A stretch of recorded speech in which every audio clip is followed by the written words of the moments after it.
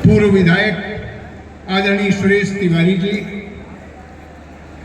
Bharatiya Janata party के यशस्वी जिला अध्यक्ष आदरणीय अजीत सिंह बब्बन जी, इस क्षेत्र के बहुत ही वरिष्ठ विधायक, हम सबके एक लंबे समय के साथी मित्र आदरणीय रामपाल वर्मा जी, आदरणीय संजय गुप्ता जी, आदरणीय अशोक अग्रवाल जी, आदरणीय अशोक सिंह जी, संजय सिंह जी, संदीप सिंह जी, अभय शंकर जी, अजय शुक्ला जी, नवीन जी, श्री शिवराम पटेल जी, संचित अग्रवाल जी, पंकज शुक्ला जी और सामने बैठे हुए हमारे सभी साथियों, मित्रों और इस सभा में आए भारतीय जनता पार्टी के जुझारू साथियों और विद्यालय के होनहार छात्रों, आज हम सब लोग इस देश के लौह पुरुष स्वर्गीय सरदार वल्लभ भाई पटेल की 150वीं जयंती के अवसर पर उनके कृतित्व और व्यक्तित्व पर चर्चा करने का काम कर रहे हैं। अभी आदरणीय सुरेश तिवारी जी ने विस्तार के साथ सरदार पटेल के जीवन के ऊपर प्रकाश डालने का काम किया, उनके जीवन के उन क्रांतिकारी कामों का भी उल्लेख किया जिन्होंने देश को दिशा देने का काम किया और देश के भाग्य को निर्धारित करने का काम किया।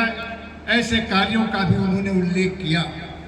हम सब प्रबुद्ध लोग हैं और हम जानते हैं कि इस देश की आज़ादी में इस महानायक की कितनी बड़ी भूमिका थी और आज़ाद हिंदुस्तान को एक संगठित एकीकरण राष्ट्र के रूप में स्थापित करने में श्रद्धेय सरदार पटेल जी ने कितनी महती भूमिका का निर्वहन किया, ये आज बच्चा बच्चा जानता है। अपने कामों के चलते ही वो लौह पुरुष कहलाए। मित्रों, एक सामान्य से किसान परिवार में जन्म लेने के बाद स्थानीय गांव में शिक्षा ग्रहण की और उसके बाद लंदन से उन्होंने 12 इकला किया, बैरिस्टर की डिग्री प्राप्त की और वहां से आने के बाद बड़ौदा में अहमदाबाद की अदालतों में उन्होंने अपनी वकालत शुरू की। उनकी दृढ़ता और निष्पक्षता के चलते बड़े वकील के रूप में उन्होंने ख्याति अर्जित की। लेकिन उसी समय 1915 में उनका गांधी जी के वो संपर्क में आए और 1915 में गांधी जी के संपर्क में आने के बाद उनके जीवन की धारा बदल गई और वो राष्ट्र भावना से ओतप्रोत हुए और राष्ट्र के लिए अपने को समर्पित करने का काम किया और उसके बाद वो लगातार गांधी जी के आंदोलनों से जुड़कर देश को आज़ादी दिलाने के लिए लग गए। 1920 में असहयोग आंदोलन में उनकी बड़ी भूमिका थी। गांधी जी के आह्वान पर कि हम विदेशी वस्त्रों का त्याग करें, विदेशी नौकरियों को छोड़ें, उन्होंने इस आंदोलन में अहम भूमिका निर्वहन किया और असहयोग आंदोलन को सफल बनाने का काम किया।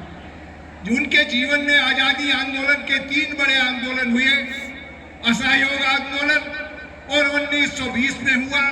1930 में सविनय अवज्ञा आंदोलन। इस सविनय अवज्ञा आंदोलन में उन्होंने तमाम सारी विदेशी चीजों के साथ त्याग करते हुए नमक सत्याग्रह का जो आंदोलन गांधी जी ने शुरू किया उसमें बढ़ चढ़कर हिस्सा लिया और सविनय अवज्ञा आंदोलन को देश में एक धारदार और मजबूत आंदोलन के रूप में स्थापित करने का काम। और तीसरा बड़ा आंदोलन 1942 में हुआ जब गांधी जी ने आह्वान किया कि अंग्रेजों भारत छोड़ो। इस अंग्रेजों भारत छोड़ो आंदोलन में भी सरदार पटेल की बड़ी भूमिका थी और जिस तरह से इस आंदोलन ने अंग्रेजी राज्य की जड़ें हिलाने का काम किया और मैं समझता हूं उसी समय अंग्रेजों ने तय कर लिया कि अब बहुत दिन तक इस देश पर राज नहीं किया जा सकता। इतना सफल आंदोलन था जो 1942 का अंग्रेजों भारत छोड़ो। तो इन आंदोलनों के माध्यम से अपनी दृढ़ इच्छा संगठनकर्ता की एक ऐसी अटूट छवि उनकी स्थापित हुई। सारा देश और स्वयं जिन्हें राष्ट्रपिता कहते हैं उनका अटूट विश्वास सरदार पटेल के ऊपर हुआ। देश की आज़ादी में उनकी इतनी बड़ी भूमिका थी। हालांकि कुछ नाम ज़्यादा चर्चा में रहे, चाहे गांधी जी हों, पंडित नेहरू हों, लेकिन देश की आजादी में हजारों लोगों ने अपने को न्यौछावर किया, उसमें सरदार पटेल की अग्रणी भूमिका थी। देश 1947 में आजाद हुआ, उसके बाद आवश्यकता थी ये देश को कैसे संगठित रखा जाए, क्योंकि 562 रियासतें थी। जब देश आजाद हुआ तो भारत में 562 राजे रजवाड़े थे, वो अपनी अलग प्रभुसत्ता बना के रखना चाहते थे। लेकिन सरदार पटेल की दूरदर्शिता, उनकी कूटनीति और उनकी दृढ़ता के चलते वो 562 भारतीय राज्य भारतीय संविधान के अंतर्गत देश में समाहित हुए और अखंड भारत का स्वरूप बना। अगर वो राज्य अलग स्वतंत्र अपनी सत्ता बनाए रखते तो ये भारत की स्थिति क्या होती। अंतिम समय तक 3 ऐसे राज्य थे जिन्होंने 3 रजवाड़ों ने देश में विलय करने से अपनी अनभिज्ञता जाहिर की, अपने को अलग रखने का काम किया और स्वतंत्र प्रभुसत्ता बनाने की बात की। लेकिन उस समय सरदार पटेल ने दृढ़ता के साथ सेनाएं भेज दी और जब उनको लगा कि अब हमें जेल जाना होगा, तब जाके उन्होंने विलय के ऊपर हस्ताक्षर किए। उसमें जूनागढ़ एक राज्य था, एक कश्मीर का राज्य था, एक निजाम हैदराबाद था। ये तीनों बड़े राज्य थे, ये भारत में विलय नहीं करना चाहते थे। इन राज्यों के विलय में एक बहुत बड़ी भूमिका थी सरदार पटेल की। और एक कल्पना करिए, अगर ये राजे रजवाड़े अलग स्वतंत्र राज्य बनाकर रहते तो भारत का जो हमारा आज जो राष्ट्रीय स्वरूप वो कैसे बनता, ये देश कैसे अखंड भारत बनता, कैसे हम इसको आगे ले जाने का काम कर सकते थे। इतना बड़ा कार्य सरदार पटेल ने किया और इसीलिए उनको देश की एकता का सूत्रधार कहा जाता है। एक सूत्र में पिरोने का काम देश को उन्होंने किया और आज इसी के चलते देश के यशस्वी प्रधानमंत्री श्रद्धेय मोदी जी ने गुजरात में केवड़िया में सरदार पटेल की दुनिया के सबसे ऊंची स्टैचू लगाकर स्टैचू ऑफ यूनिटी के नाम से उनको श्रद्धांजलि देने का काम किया है।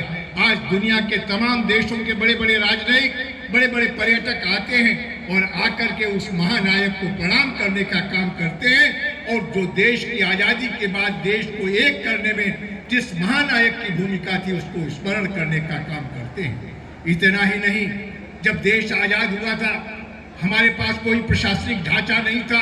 ये सरदार पटेल जी की ही दूरदृष्टि थी कि उन्होंने इस देश में सेवाओं को IAS, IPS और न्यायिक सेवाओं की शुरुआत करने का काम किया।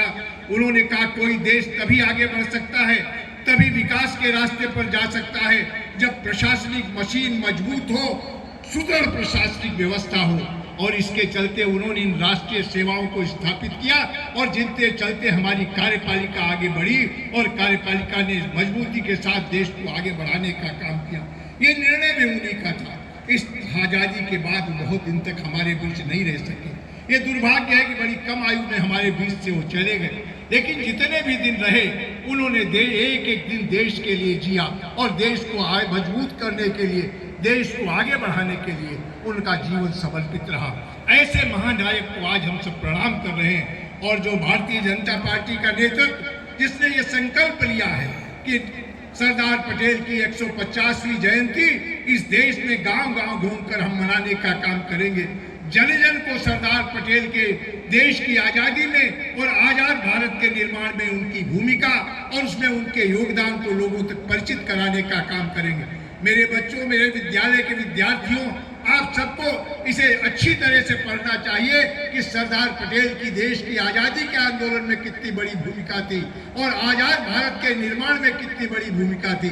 ये सब आपको जानना चाहिए और इन कार्यक्रमों का उद्देश्य भी यही है कि नई पीढ़ी सरदार पटेल के व्यक्तित्व और कृतित्व को समझे और एक संकल्प ले कि हम इस देश को कभी कमजोर नहीं होने देंगे। जिस एकता के सूत्र में सरदार पटेल ने बांधा है, उस समाज को हम कभी बंटने नहीं देंगे। जाति और धर्म के आधार पर हम समाज को विखंडित नहीं होने देंगे, देश को कमजोर नहीं होने देंगे। आज हमें यही संकल्प लेने की आवश्यकता है। मित्रों, जिस तरह से अभी आदरणीय तिवारी जी कह रहे थे, इस देश के यशस्वी प्रधानमंत्री जी ने जब से देश की बागडोर संभाली है, इस देश को हर क्षेत्र में आगे ले जाने का काम किया है।